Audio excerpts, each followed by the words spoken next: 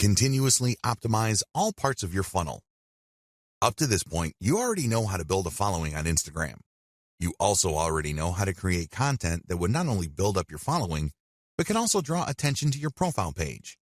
Your profile page, of course, is where your target link is. When people click your target link, they go outside of Instagram and they go to a page you specify. This is the page where the action takes place. This page can be a consumer guide which qualifies your traffic. People can then click through to a page that's deeper inside your website. Ultimately, they can click on a link to go to the squeeze page for your mailing list. This is the page that recruits people to join your mailing list. You can also promote a sales page using these internal pages. There are just so many ways you can go with this. But regardless of how you plan to convert free or paid traffic on Instagram into paying customers, you need to optimize all parts of this funnel. The funnel starts with your content on Instagram. It gets narrower when people click through to your profile page. From there, it goes to a page on your website. From there, it can either go to an internal page or to a sales page or a squeeze page. Whatever the case may be, you need a very broad top for your funnel, and each smaller part of your funnel needs to be as broad as possible. Why? The more people you have coming in, the higher the total number of people you can convert if you set up your funnel right. And here comes the bad news. It's one thing to say that you're going to have to optimize all parts of your sales funnel. It's another to actually succeed doing them. You see, the biggest challenge here is random optimization. When people get the idea that they need to optimize their sales funnel, they basically would come up with a completely new funnel. They would come up with completely new ads. They would mix and match. And sometimes they succeed, but most of the time, they don't really come up with much of an improvement. Why? They're doing it in a random way. Make no mistake, random optimization is usually a waste of time. It really is. Even on the off chance that you were able to make certain random changes and all of a sudden your funnel converts at a higher rate, you're still in the dark. Why? You don't know which part of your funnel accounts for the improvement. And even if you are able to see which parts account for the difference, you don't know which segment of that part improved your results. Do you see how this works? Do you see why this is so confusing and so frustrating? Use elemental optimization. Thankfully, there is a better way to do optimization. You can use elemental optimization. Instead of just taking random guesses as to what would turbocharge the results of your sales funnel, you break up each part of the sales funnel process into elements and you make changes on an element-to-element basis. This way, you will only move on to the next element once you have improved the results of the previous element to a certain degree. Once you're happy with those improvements, then you move on to the next element, and then the next element after that. Please understand that the sales funnel is made up of many different parts. Each of these have different elements, but they can all be broken down into some common elements.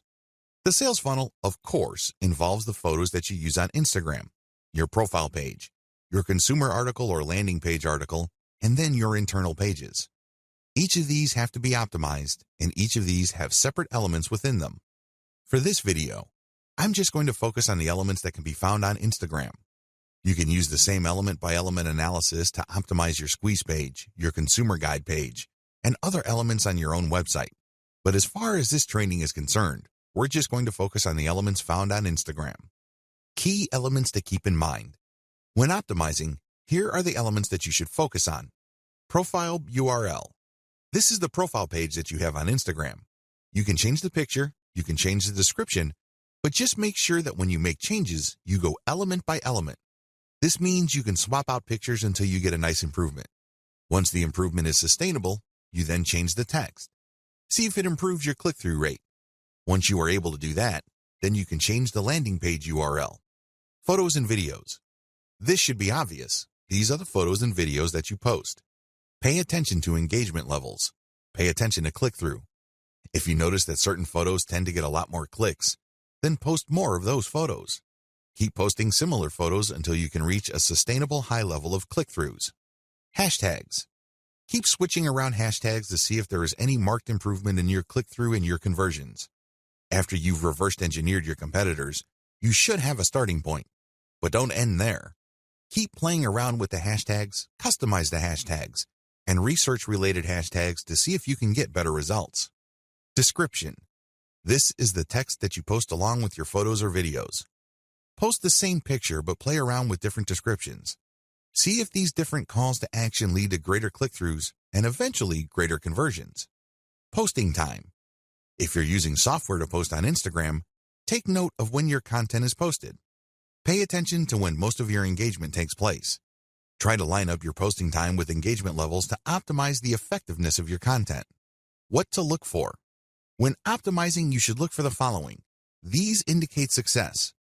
Look for increased click-through rate, increased dwell time, deeper clicks inside your website, and better conversion rates. Of course, we all know that at the end of the day, conversion is what matters the most. In fact, it's the only thing that matters. How come? Conversions puts dollars in your pockets and nothing else. However, to get there, you have to increase click-through rates. You also have to see if the page that you are presenting to people you draw from Instagram holds their attention for a longer time. You can keep optimizing that page to maximize dwell time.